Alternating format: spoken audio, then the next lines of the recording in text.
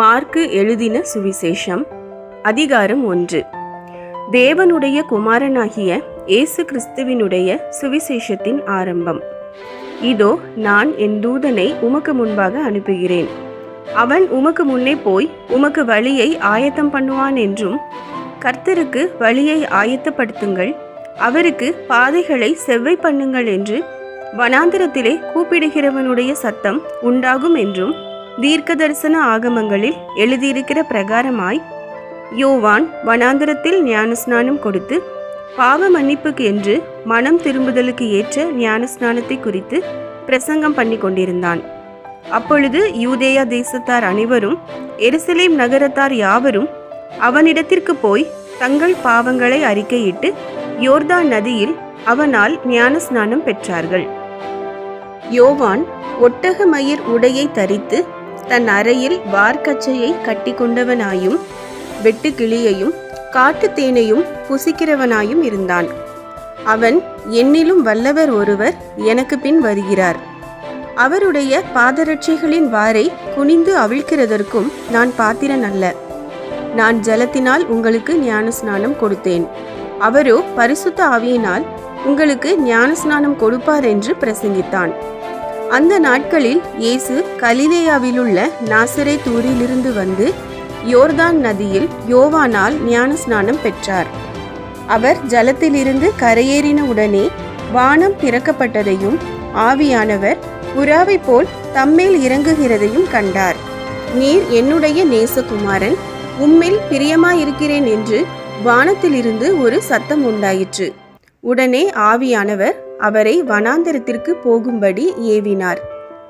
அவர் வனாந்தரத்திலே 40 நாள் இருந்து சாத்தானால் சோதிக்கப்பட்டு அங்கே காட்டு மிருகங்களின் நடுவிலே சஞ்சரித்து கொண்டிருந்தார். தேவதூதர்கள் அவருக்கு ஊழியம் செய்தார்கள்.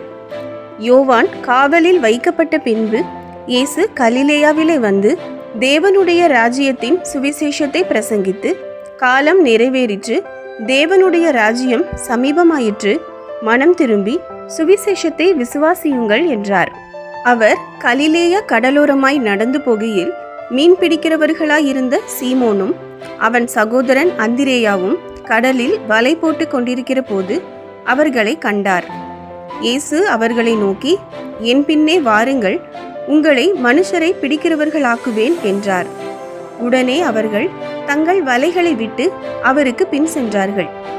அவர் அவ்விடம் விட்டு சற்று அப்புறம் போன போது செபெதேயுவின் குமாரன் யாக்கோபும் அவன் சகோதரன் யோவானும் படவிலே வலைகளை பழுது பார்த்து கொண்டிருக்கிறதை கண்டு உடனே அவர்களையும் அழைத்தார்.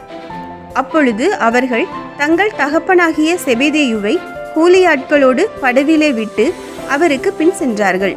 பின்பு கப்பர்நகூமுக்கு போனார்கள். உடனே அவர் ஓய்வு நாளில் ஜெப ஆலயத்திலே பிரவேசித்து போதகம் பண்ணினார். அவர் வேதபாரகரை போல போதியாமல் அதிகாரமுடையவராய் அவர்களுக்கு போதித்தபடியினால் அவருடைய போதகத்தை குறித்து ஜனங்கள் ஆச்சரியப்பட்டார்கள். அவர்களுடைய ஜெப ஆலயத்திலே அசுத்த ஆவியுள்ள ஒரு மனுஷன் இருந்தான். அவன், ஐயோ, நசரேனாகிய இயேசுவே, எங்களுக்கும் உமக்கும் என்ன? எங்களை கெடுக்கவா வந்தீர்? உம்மை இன்னார் என்று அறிவேன், நீர் தேவனுடைய பரிசுத்தர் என்று சத்தமிட்டான். அதற்கு இயேசு, நீ பேசாமல் இவனை விட்டு புறப்பட்டு போ என்று அதை அதட்டினார்.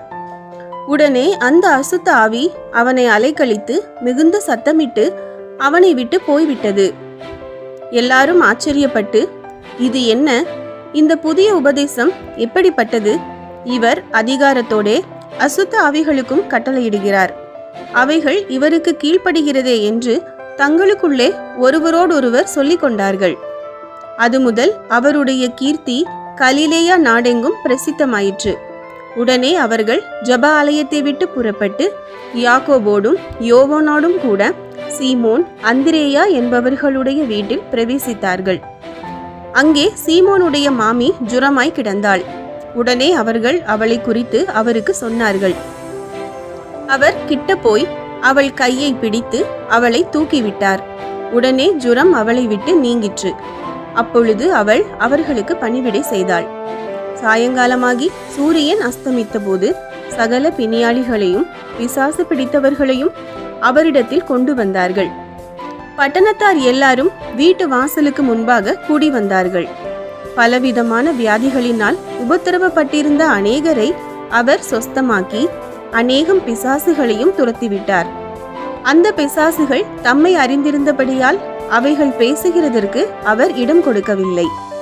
அவர் அதிகாலையில் இருட்டோடே எழுந்து புறப்பட்டு வனாந்தரமான ஓரிடத்திற்கு போய் அங்கே ஜெபம் பண்ணினார். சீமோனும் அவனோடே இருந்தவர்களும் அவரை பின்தொடர்ந்து போய் அவரை கண்டபோது, உம்மை எல்லாரும் தேடுகிறார்கள் என்று சொன்னார்கள்.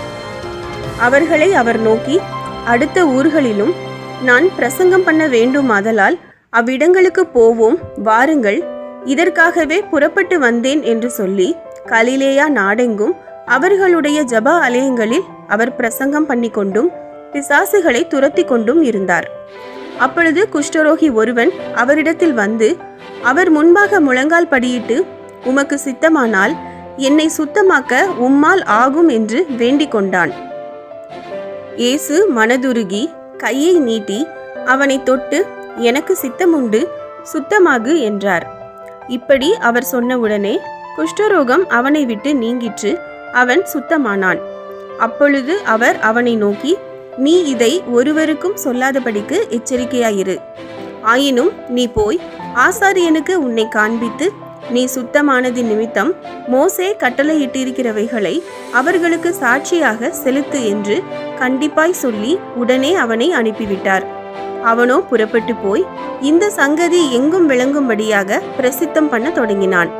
அதனால் அவர் வெளியரங்கமாய் பட்டணத்தில் பிரவேசிக்க கூடாமல் வெளியே வனாந்தரமான இடங்களில் தங்கியிருந்தார். எத்திசையிலும் இருந்து ஜனங்கள் அவரிடத்திற்கு வந்தார்கள்.